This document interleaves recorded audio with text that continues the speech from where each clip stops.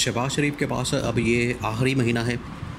क्योंकि ये जो मई का महीना है जिसके तकरीबन कोई 7-8 दिन 9 दिन बाकी रह गए हैं, इसी महीने में इन्होंने बजट तैयार करना है और अगले महीने में उसको प्रेजेंट करना है। अब बजट प्रेजेंट करना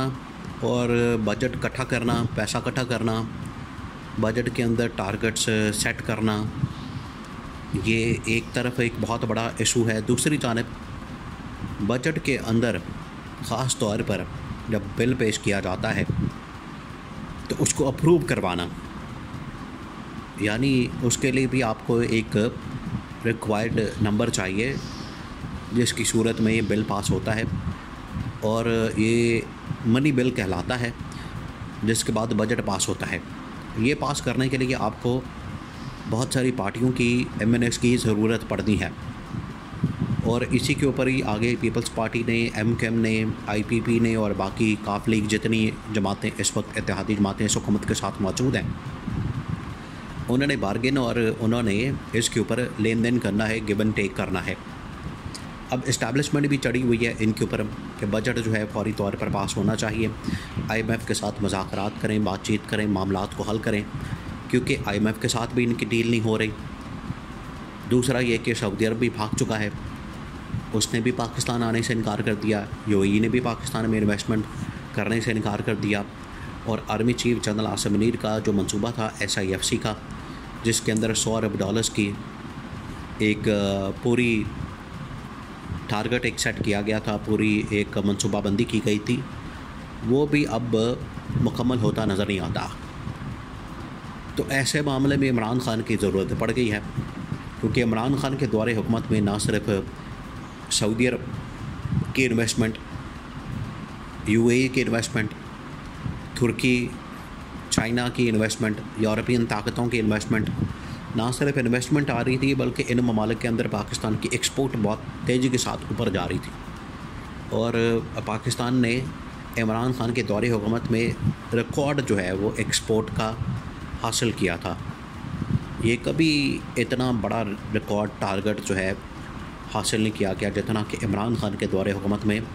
एक्सपोर्ट्स का टारगेट अचीव किया गया। ये इमरान खान की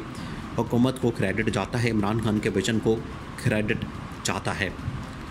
इकनॉमिक पॉलिसी भी इमरान खान की बड़ी ज़बरदस्त रही। अभी इमरान खान की रिहाई इस वजह से करनी पड़ी है कि अगर बजट पास ना हुआ, यह हुकूमत फारिग हो गई, तो फिर आखिरकार हुकूमत नहीं बनाने के लिए इमरान खान को जेल से निकाल के तो हुकूमत देनी पड़ेगी। इंतहाई अहम तरीन मामला, इसको आपने समझना है। देखिए, इमरान खान की जो इकनॉमिक पॉलिसी और इमरान खान जिस तरीके से इकॉनमी को समझता था, उसकी एक बड़ी मिसाल ये है, उसकी एक बड़ी एग्ज़ाम्पल ये है कि जब इमरान खान के ख़िलाफ़ अदम एतमाद किया जा रहा था, इमरान खान के ख़िलाफ़ वोट ऑफ नो कॉन्फिडेंस आ रहा था, तो इमरान खान ने ये बयान, सारी सिचुएशन उस वक्त की इस्टेब्लिशमेंट जनरल बाजवा के सामने रखी थी, बयान की थी अपने वज़ीर ख़ज़ाना के थ्रू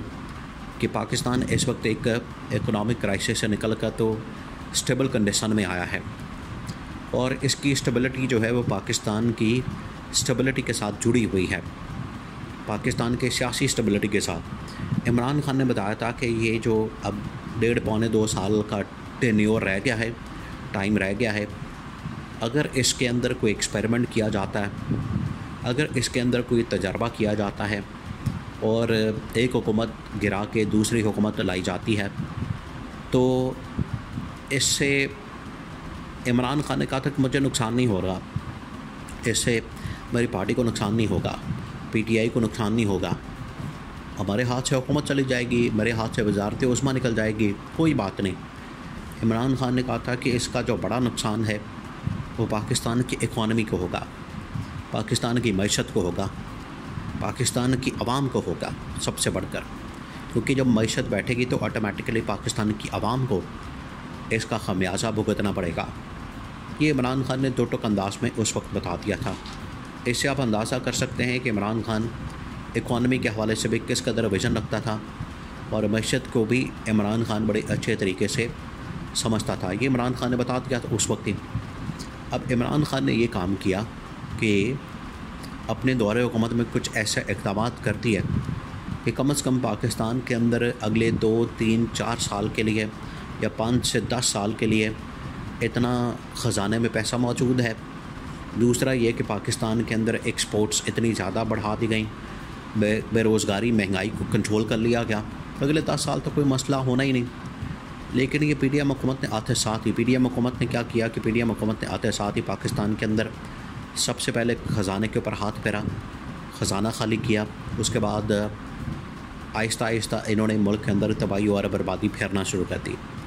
और इमरान खान ने जो 10 साल तक पाकिस्तान में स्टेबिलिटी का एक पूरा प्रोग्राम बना लिया था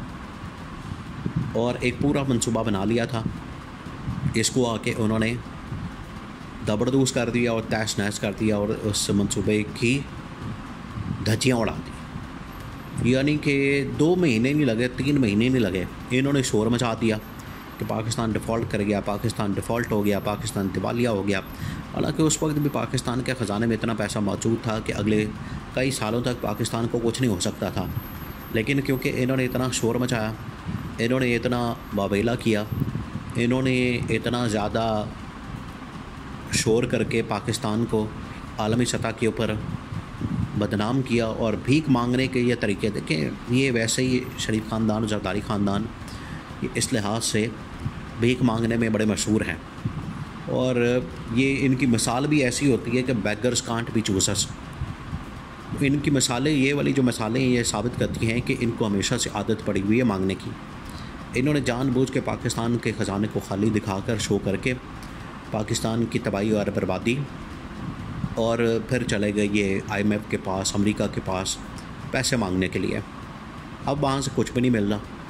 अब IMF भी नहीं इनको दे रहा